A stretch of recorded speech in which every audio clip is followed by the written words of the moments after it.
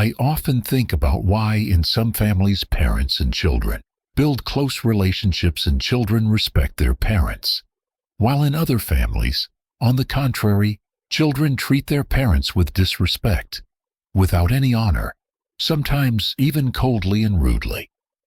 Today, I want to tell you about one important rule.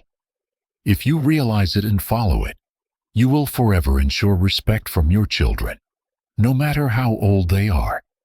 If you do not adhere to this rule, then everything will depend on chance and the will of fate. Perhaps the children will retain respect, and perhaps not.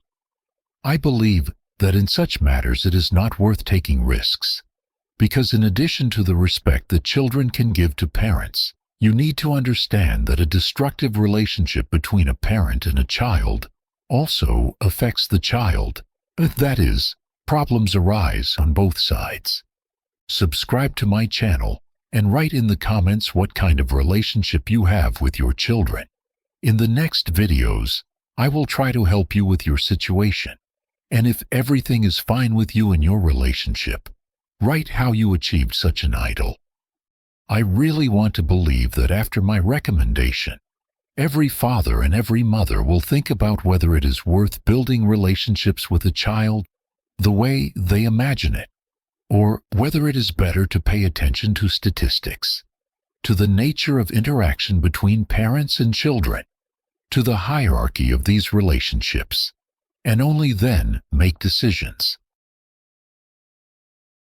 One of the most serious problems is when mom and dad try to be friends with their children. Many may object, how is that possible? Is it bad to be on friendly terms with a child? After all, there are often cases when a son says that his father is his best friend, or a daughter considers her mother her best friend, and everyone thinks that everything is fine. But I assure you, such relationships end very quickly and affect the construction of a happy life for both the parent and the child. Firstly, friendly relations always imply equality. A friend looks at each other as if they were themselves and allows in the relationship what is unacceptable in the parent-child format. For example, a friend may calmly take the fact that you are sitting with a glass and a cigar, getting drunk on alcohol, or doing something else questionable. A parent, as a rule, will react differently. When a parent looks at their child's behavior from the position of a friend, they often close their eyes to many things, saying, "Let them try, let them experiment, get to know the world," and thereby destroy the hierarchy.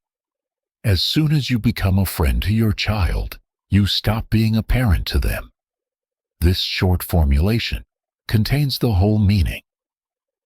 When you choose to be a friend, it's one story.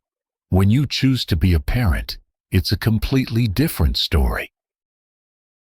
If you decide to become a friend, you should be prepared for the fact that sooner or later you will become superfluous in the child's life.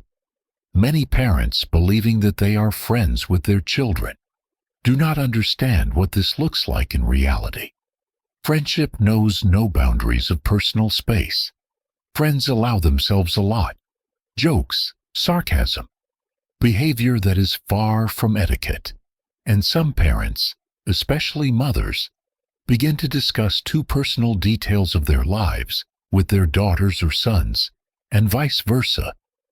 Girls tell their mothers about their sexual experience, their likes and mistakes. Mothers in response can share details of their own relationships, right down to intimate details. Or, for example, a father goes to the bathhouse with his adult son and does something there that is, in principle, unacceptable within the traditional framework of the father-son hierarchy. All this erases the boundaries of hierarchy. Parental figures must remain significant and big in the eyes of the child. A child in a hierarchical sense is always lower than a parent and goes to him through respect and acceptance. Of course, a child has a certain dependence on parents, especially in childhood. Either you adhere to this law or you don't. I understand that many women may object. What nonsense are you talking about? My daughter and I are best friends, and everything is great with us.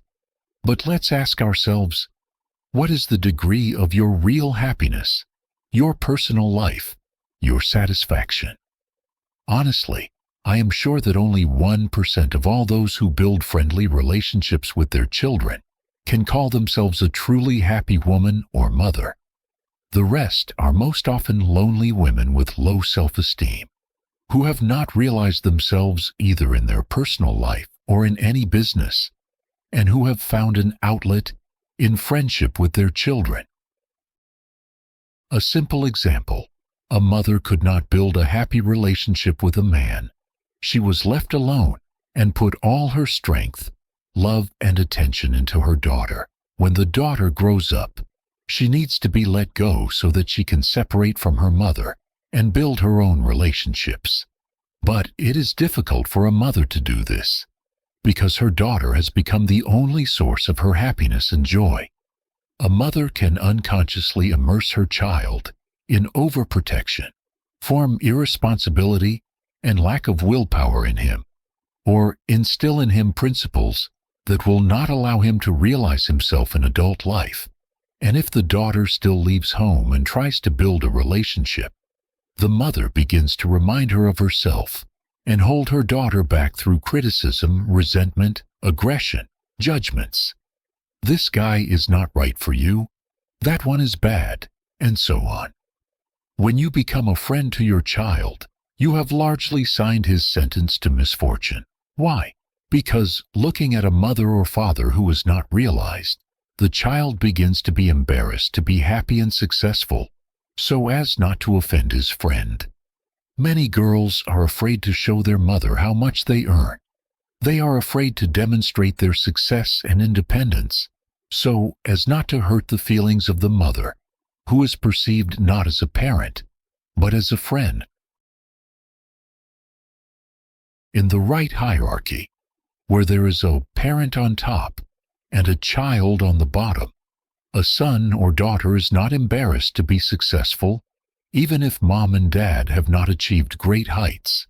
Such a child does not need to lower their success, because the parent is perceived as a parent and not as an equal friend, whom you are afraid to offend or hurt because of inequality in achievements.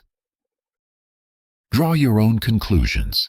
This is an important topic, and I sincerely hope that every parent will think about what role they play in their child's life. The role of a close, loving, but still parent, or the role of a best friend, which can lead to long-term problems for both children and adults.